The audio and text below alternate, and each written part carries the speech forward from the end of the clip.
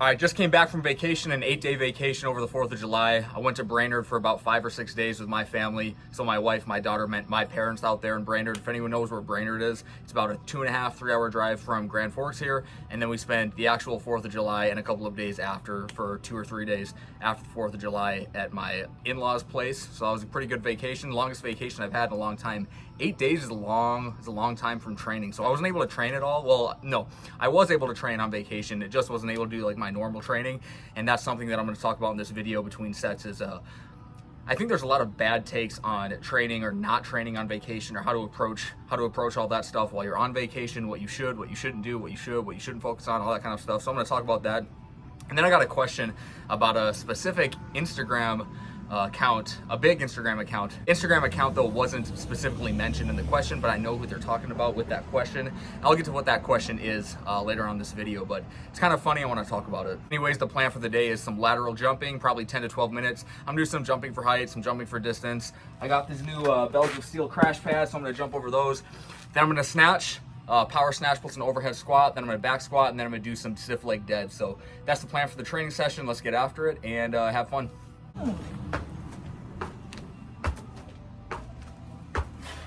Let's go a little wider.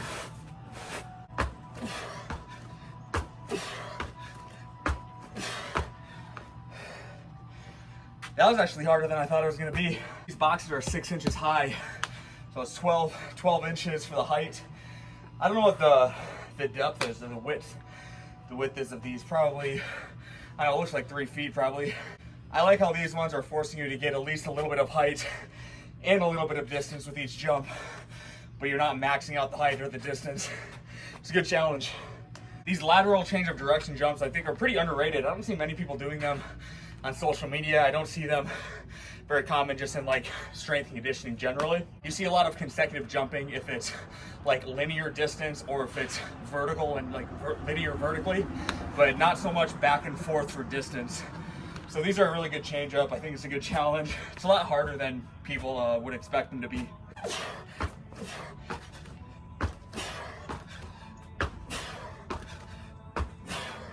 Good way to make it a little bit harder. I don't have any more box to stack up to make the vertical challenge a little bit harder. Well, I could get creative, but make it a little bit harder, add some more distance. Put these PVC pipes down. Make sure you stay outside of the PVC pipes.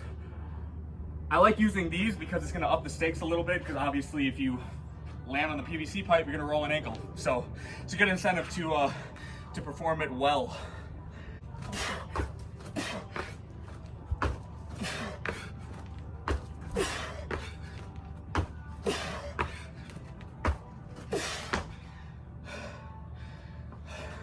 Nice, now I'll just widen those PVC pipes a little bit more.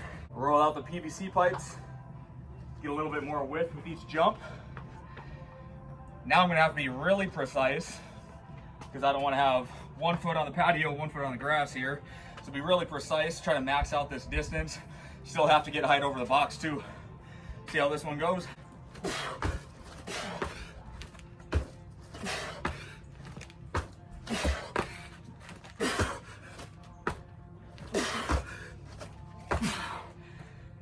Oh, I think that probably maxed out my distance here.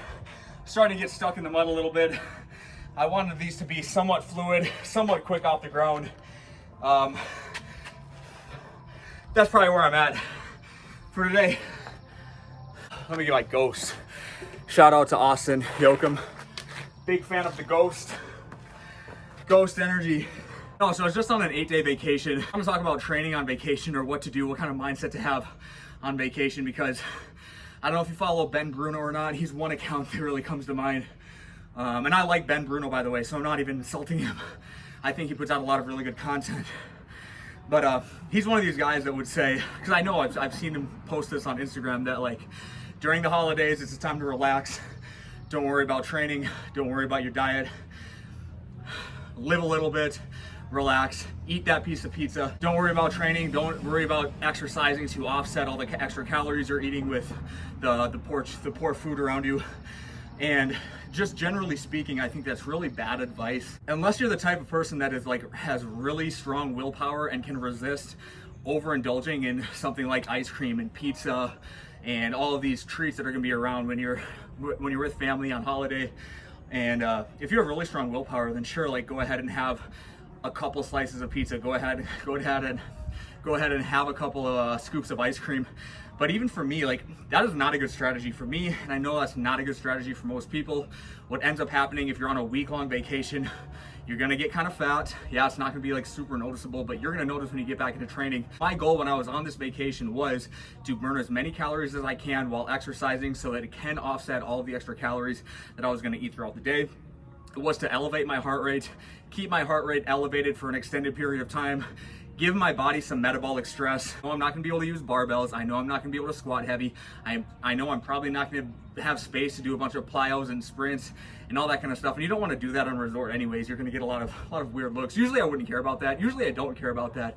But sometimes you don't wanna do that when you're on vacation. So what I did when I was on vacation is every morning, either before or after breakfast as a family, I just made it a point to go do some daily exercise for 45 minutes. Some of the days it was just cardio, it was steady state cardio. Some of the days, since we did have access to dumbbells that were 75 pounds, I was actually able to do some lower body strength training because I could do I just had to up the reps, but I did some Bulgarian split squats for 2 days for sets of 12. That's 150 pounds for sets of 12. That's some legit strength training. It's not gonna be the best for you if you wanna get stronger and all that, but it was good enough to do for a week. So I did some Bulgarian split squats, lunges, step ups for the lower body. I even did some single leg RDLs. I had to up the reps to like 15 on those. So every day if I was gonna lift, I started with a 1 or 2 mile run. That's, depending on how fast you run, that's 7 minutes to 16 minutes or something for most people. Just to start your day with a warm up. And then you do your strength training, whatever that strength training is. And then finish with like a 10 to 15 minute incline walk, get your heart rate elevated some more, burn some more calories, get your steps in. So that was my goal for training on vacation. Lifting wise for the upper body, 75-pound dumbbells is definitely heavy enough for most people. So I overhead pressed, I high incline pressed, I did regular incline press. I did pull-ups because there was a pull-up bar there. Today I made sure I got at least 20 to 30 minutes of steady state cardio in to burn the calories, to get my heart rate up, to sweat a little bit. It made me feel like I could actually enjoy some of the bad food that we had around, because I knew that I could offset it the next day with just some 30 to 45 minutes of hard work. It made vacationing a lot more enjoyable. So I really do think that mentality of, oh, just enjoy your vacation, relax, don't worry about what you're eating, don't worry about your health for 7 days, I think is really bad advice for most people. Anyways, that's just my 2 cents on it. I'm gonna start snatching now.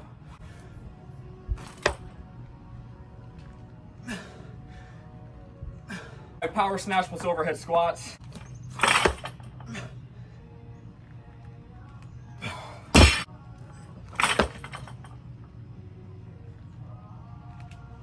Whew.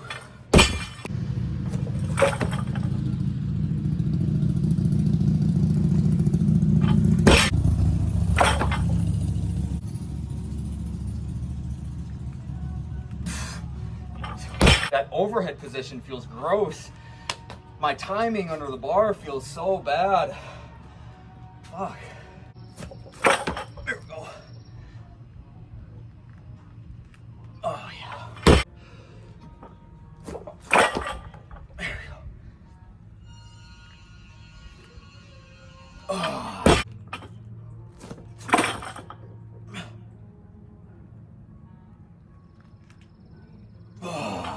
Going back to like training on vacation, how you should approach like your health on vacation. I just feel like it's better to come back feeling weak, kind of sluggish, because you didn't put any sort of like intensity into your lifting and you just did cardio, but you're not fat and feeling overweight and bloated. It's just a better feeling, like, yeah. I don't know, like I left for Brainerd weighing 226.5. And in my head, I'm like, just don't come back weighing 230. Don't come back weighing 230. Don't gain 4 pounds of shit in 8 days. And I came back and I weighed myself, I was 227.5. So I only gained a pound, and I was around bad food for 8 days. And that's because I was able to get up and just put in 45 minutes of daily exercise every single day, walk around, get my steps in. And I came back a lot happier than I would have if I came back and stepped on the scale and I'd gained 4 or 5 pounds because I was around shitty food and I didn't do any exercise. So I know there's a lot of people that can relate to that for sure.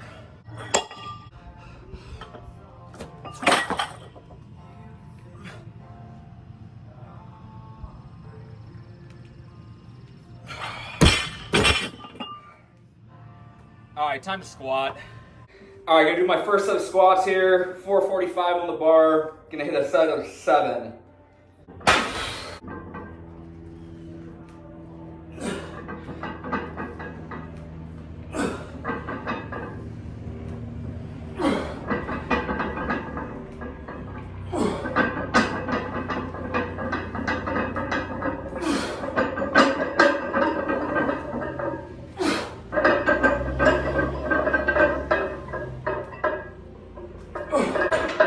The mailman just got here and Russ is in here with me, so I'm gonna make sure he doesn't run. Hey, no, get in. Russ, in. Get your ass inside. Okay, so there's a really funny question I got that I'm gonna answer, and it's gonna lead into like another topic that I briefly talked about, which is, the question was, what do I think about bigger social media accounts that never post their own training? They just use highlights of professional athletes as kind of this justification to what they're prescribing as training. So I'm assuming the question is asking about Challenger Strength. If you guys know who Challenger Strength is on Instagram, that's like, it's a big account, has over 100,000 followers. I don't know the guy. I'm trying to think of the guy's name.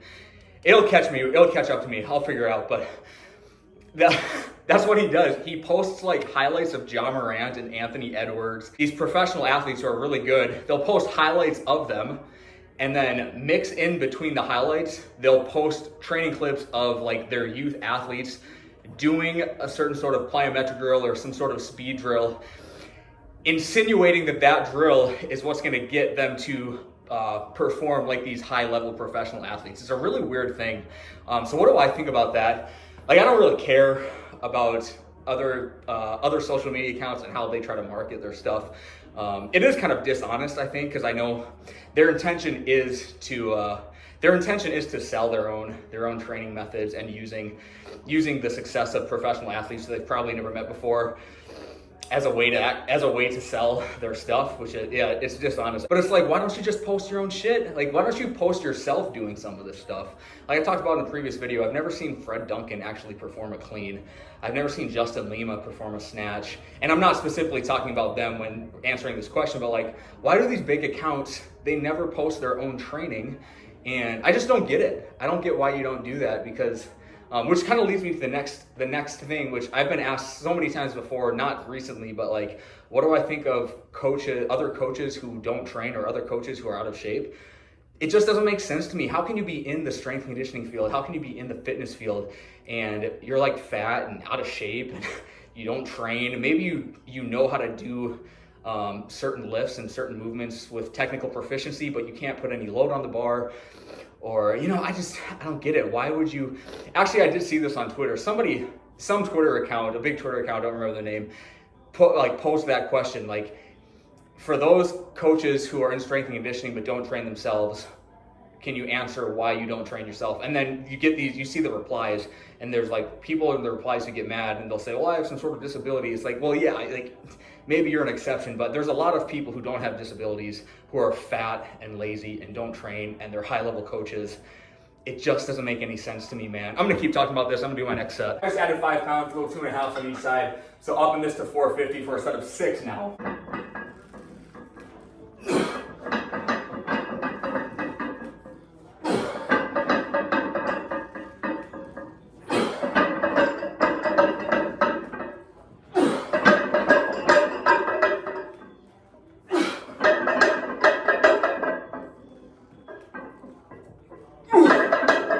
This squat session is hard. I'm doing 7, 6, 5, 4. Good thing I got these new little plates I'm going to show you in a sec. I got these like 1/4 pound plates, 1/2 pound plates, 1 pound plates. They were my brother's, but he got rid of his home gym, so he just gave these to me. I'm excited to have them. I'll show you in a sec. Look at these things, dude. These are awesome. This is a 3/4 pound, 1/2 pound, 1/4 pound. That's a 1 pound. So I got 1s, 3/4, 1/2s, and 1/4s. I think this is a total of 5 pounds. So I'm really excited for these because I work with some high school and middle school age girls who they're not strong enough to go up 5 pounds from one session to the next session. So now we're gonna be able to go up, we're gonna like progressively overload Not that I'm saying you should always like force progressive overload, but like sometimes, like for Taylor, she's a girl I work with, she's been overhead pressing 50 pounds for like several weeks now. And the next biggest jump, or the smallest jump she could make, is 50 to 55. So she's strong enough for the 50, not strong enough for 55 pounds, but now we can do like 52 pounds or 51.25 pounds or whatever it is. So that's where these things really come in handy. It's not necessarily for someone like me or someone with an advanced training age who's trying to like squeeze out the next little bit of progress. I guess you could use it for that, but like it's good for elderly people or really younger, less advanced trainees who can't make a 5-pound jump from one session to the next session. But so here's the thing, I'm really open about this. I think part of my success as a coach isn't necessarily from like the knowledge I have. Like obviously I'm gonna say I do have knowledge, and I can convey some knowledge and wisdom to people who want to get into training, strength and conditioning, or anyone who's trying to pursue a higher level of excellence in athleticism. But the fact that I can put 500 pounds on the bar and squat it for a set of 5 definitely gets my foot in the door with people who are less hesitant to strength train than people who can't do that. And if I'm just trying to think, like, how good of a coach would I be? How would I be able to convey certain messages and connect with athletes who aren't super interested in training if I couldn't do that? If I could barely squat 225, or if they never see me train. Like the athletes I work with, they see my social media, they see my YouTube channel, they know I can do everything that I ask them to do. It's easier to get buy-in from them when I have that at my disposal. So 453. Boom. I'll hit this for a set of 5 now.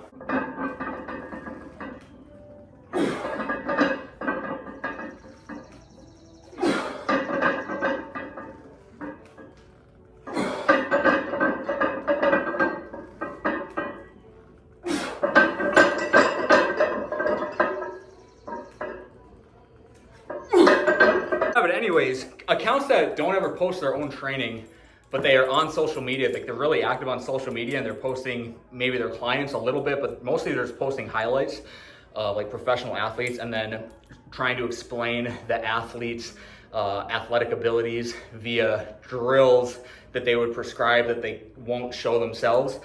I can't think of any sort of good justification why they wouldn't post their own stuff. Obviously, you don't have to only post your own stuff. I mostly just post my own stuff, but I'll occasionally post like clients I work with. I'll very sparingly post athletes that I work with on campus. Maybe I'll get into that at one point, why I don't post them very often. But yeah, I just feel like there's not a good reason to not post your own shit unless you don't like have the confidence that you can perform various or execute various athletic activities, whether it's in the weight room or on the field or outside of the weight room or the field, whatever it is. Unless you're not confident in your ability to perform those in front of a camera and post it for everyone to see and critique you. That's like one hump that you just have to get over. But again, these accounts are having success doing things the way they're doing, so if it's not broke, don't fix it, I guess. So I got 455 plus 1 plus a half, so 458 for my last set of 4 here. I'm playing basketball tonight too, so hopefully this doesn't totally fuck my legs up that I can't dunk tonight, because I've said in a video recently, my dunking ability is going down fast, and this is not gonna help. But I am going to Texas this upcoming weekend to meet up with Tim Riley, and I think I'm gonna meet up with Dan Bach from Jump Science, and we're probably gonna play some basketball, and hopefully that gives me some motivation to dunk better than I have been recently.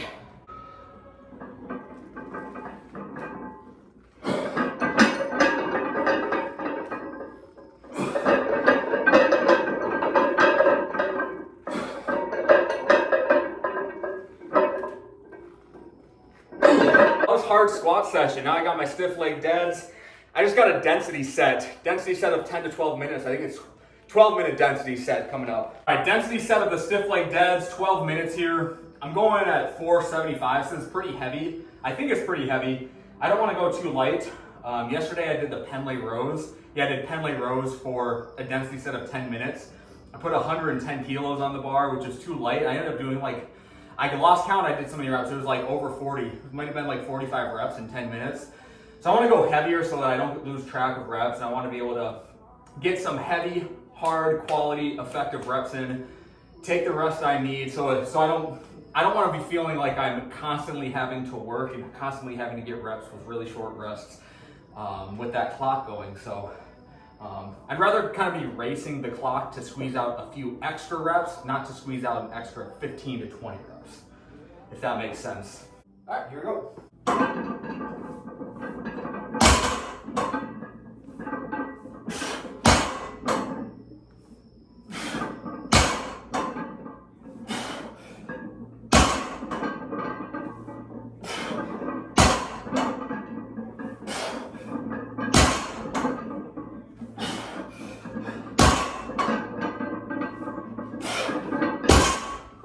Yeah, so I said I'm going out to Texas, Austin, Texas this weekend to go on Tim Riley's podcast. I'm so excited. Meet up with Tim for the first time. Me and Tim have communicated online. I've been on some Zoom calls with him. Hopefully I can meet Jump Science too, Dan Bach. Those are two guys who are just awesome resources, seem like really genuine dudes. The thing about both of them, but especially Dan Bach, that I really like is how like down to earth and how real he is when he's discussing benefits and values of various exercises. So obviously I talk about Olympic lifting all the time.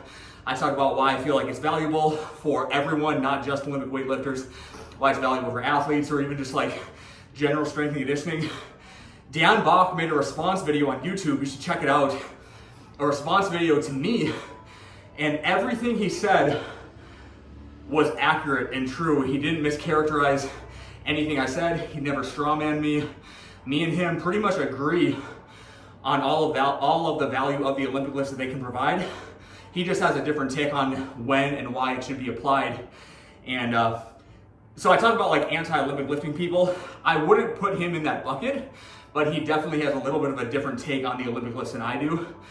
But he's one person. If I were to debate him on it, there'd be nothing to debate because we agree on all of it. The only thing we really disagree is on how and when it should be applied with various populations and contexts. Go check that video out. It's a really good video. It's like 8 minutes long. He's a smart dude, man. Smart guy.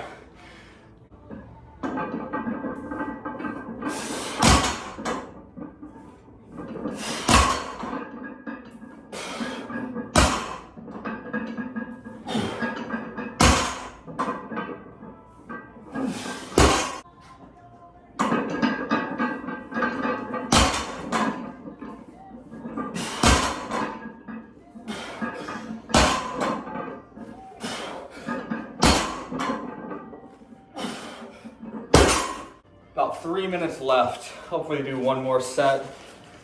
Squeeze out another 4 to 8 reps. I got the Anti-Fragile lifting club shirt on today from Alec Blennis. I got it when I did his Knee Crusher Classic. Supported him with this shirt.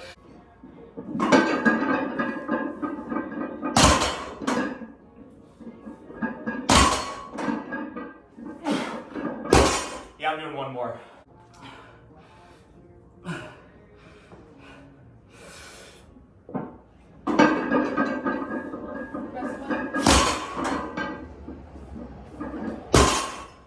Ooh. 8, 5, 5, 3, 2, 23 reps. That's all I got for the video. Thanks for watching. See you next time.